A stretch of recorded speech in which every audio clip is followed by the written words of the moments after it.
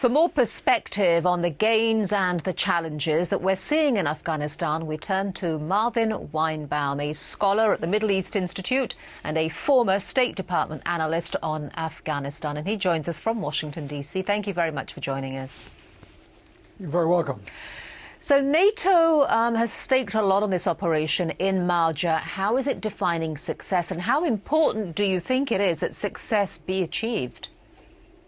I think it's absolutely critical in this first real test of the counterinsurgency strategy that the President and General McChrystal have outlined, that we make the kinds of gains here that are going to demonstrate to the Afghan people that we've taken the initiative. This is a tough one. If we can succeed now, first in the military operation and then with the important follow-up, which changes the lives of the people in the area, then I think we're sending a message which will be more broadly received and will give us an opportunity to bring around other Taliban fighters elsewhere. Do you think that it's a strategy that can work? I think it can work. I have no doubt that we will be able to clear the area. What I am less certain about is whether we'll be able to see the Afghans step in behind us so that we can transfer the security responsibilities, and that the central government will bring in the kind of administrators which they haven't had in this area before, the administrators that will bring about a more just government so that people will feel they have an investment in sticking with the government and cooperating with the international forces. Now, there are reports that a similar operation is being planned for the north of Afghanistan. Just talk very briefly about why the north, and any idea what kind of timetable that we might be looking at for that operation?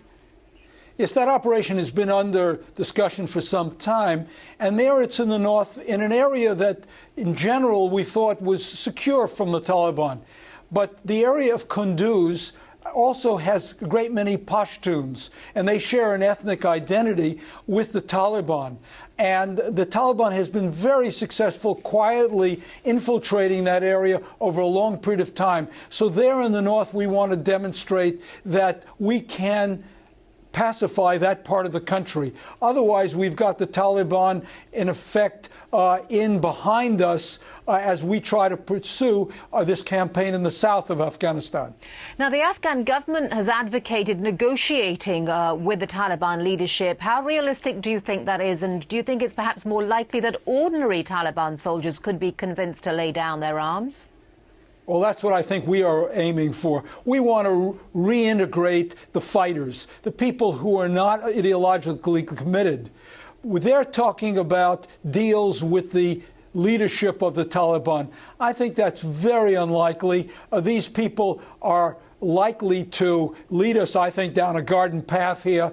They want to see from this a certain degree of legitimacy in talking to us. I don't think that they're serious, and the capture of Mullah Baradar, I don't think is going to be any way instrumental in bringing about reconciliation at the higher level.